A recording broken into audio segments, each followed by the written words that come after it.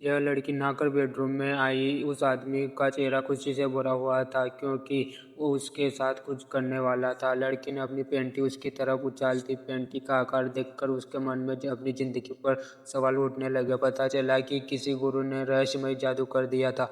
उसकी नज़र में सभी दयालु औरतें बेहद खूबसूरत होती थी, यहाँ तक कि दूसरों की नज़र में भारी भरकम औरत में भी एक ऐसा फिल्टर होता था जो उन्हें सेक्सी हसीनाओं में बदल देता था।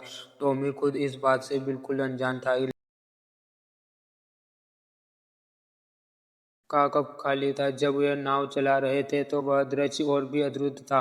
दुबली पतली प्रेमिका ने वास्तव में टॉमी को ऊपर उठा लिया। घंटा लगाते समय मुंह की क्रिया बहुत बड़ी थी और प्रेमिका बस गहराई बम थी। जब वे साथ में खा रहे थे तो स्टूल वजन सहन नहीं कर सका और वही टूट गया। टॉमी इतना गुस्से में था कि उसने बॉस को शिकायत करने के लिए ढूंढा कि स्टूल की गुणवत्ता बहुत खराब थी और वह उसे बुरा भला कहना चाहता था।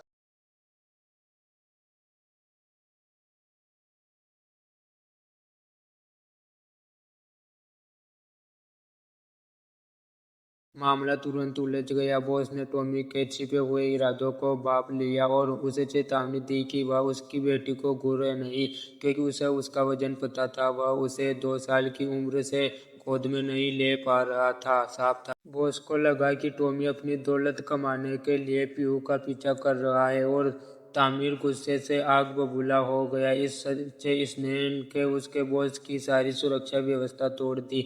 अगले ही दिन टॉमी को तुरंत कंपनी का उपाध्यक्ष नियुक्त कर दिया गया, जिससे वह अपने करियर के शिखर पर पहुंच गया। टॉमी ने खुशी खुशी अपने दोस्तों को और परिवार को बताया कि वह और पीयू अगले महीने शादी करने वाले हैं। खबर सुनकर सब दंग रह गए। उसका अच्छा भाई टॉमी अब और बर्दाश्त नहीं कर सका। फिर अगले दिन वह घूमने गया, तभी एक उभरे हुए दांत वाली लड़की उससे मिलने आई। वह टॉमी से काफी परिचित लग रही थी, लेकिन टॉमी ने कहा कि उसने उसे पहले कभी नहीं देखा। उभरते हुए दांतों वाली लड़की हंसी और बोली कि उन्होंने पहले टैक्सी में खूब बातें की थी। टॉमी अपने सपने से जाग गया। सन्नुमत कई जाल में फंस गया।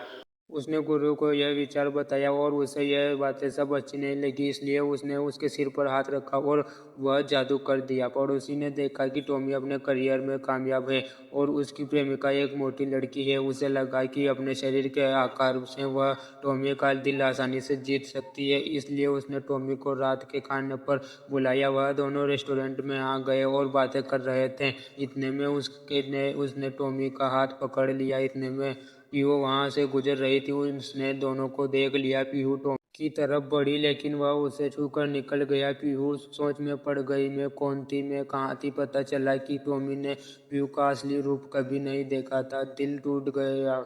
पीहू रेस्टोरेंट से निकली ही थी, टॉमी का फोन आया। पीहू ने फोन पर टॉमी को डांटा, उसे बदमाश कहा और उससे रिश्ता तोड़ दिया। नतीजन अगले दिन टॉमी को उसके बॉस ने नौकरी से निकाल दिया, लेकिन किसी को पता नहीं था कि टॉमी ने अपने पड़ोसी को इसलिए ठुकरा दिया था क्योंकि इतना समय साथ बिताने के बाद उसे पीहू से प्यार हो गया था।